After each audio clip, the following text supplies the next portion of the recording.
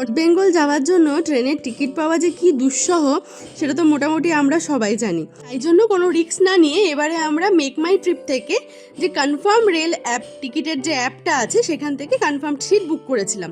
ওরা কথা দিয়েছিল যদি ওরা কনফার্ম সিট দিতে না পারে তাহলে ওরা তিন গুণ টাকা ফেরত দেবে। আর সত্যি সত্যিই ওদের অ্যাপে 3 গুণ টাকা রিফান্ড এসছে, যেখান থেকে আমরা এক্সপ্রেস লাইন বাসের টিকিট কেটেছি, স্লিপার বাসের টিকিট কেটেছি। আর বাসটা এত ভালো, দেখো ভেতরে কি সুন্দর, মানে পরিবেশটা একদম ঠান্ডা, সিটগুলো এতটাই বড় যে আরামসে বাবা মা আর তার বাচ্চা শুতে পারবে।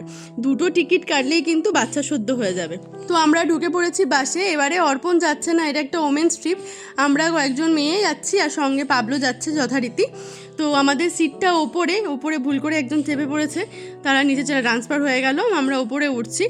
এতটাই চওড়া সিট, মানে এই সিটের মধ্যে 3 জন যাওয়া এতই ইজি, মনে হচ্ছে একটা 5-7 খাট ওপরে পেতে দেওয়া হয়েছে। আর ভীষণ সুবিধা সম্পন্ন, সমস্ত কিছু সুবিধা রয়েছে। পাবলো আগে উঠে পড়ছে। আমরা যেহেতু লাস্ট মুহূর্তে টিকিট কেটেছি, যেহেতু ক্যান্সেল হয়েছে একদম দুপুরবেলাতেই টিকিট কেটেছি, তাই জন্য আমাদের সিটটা হচ্ছে একদম লাস্ট সিট। জানি না কতটা জার্কিং হবে, বুঝতে পারছি না। আমিও উঠে পড়ি ওপরে। আর এই জার্কিংটা নিয়ে আমার টেনশন হচ্ছে। ভেতরটা যদিও ভীষণ চিল ঠান্ডা, মনে হচ্ছে আরামই হবে। আমার বাসের একটাই সমস্যা, সেটা হচ্ছে বাসে টয়লেট নেই।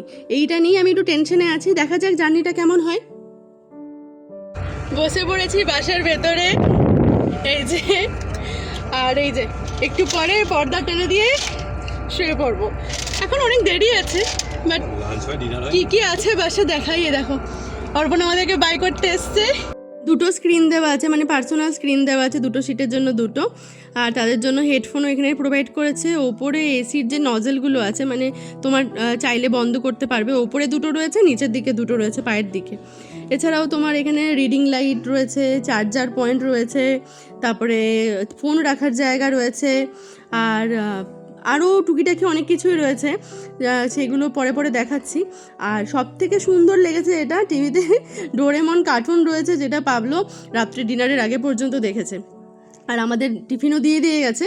টিফিনের মধ্যে দিয়েছে 2টো জলের বোতল আর 2টো টিফিনের প্যাকেট দিয়েছে। চলো টিফিনের প্যাকেটে কী আছে দেখাই। টিফিনের প্যাকেটে দিয়েছে একটা সেও ভাজা, একটা বিস্কিট আর একটা কেক।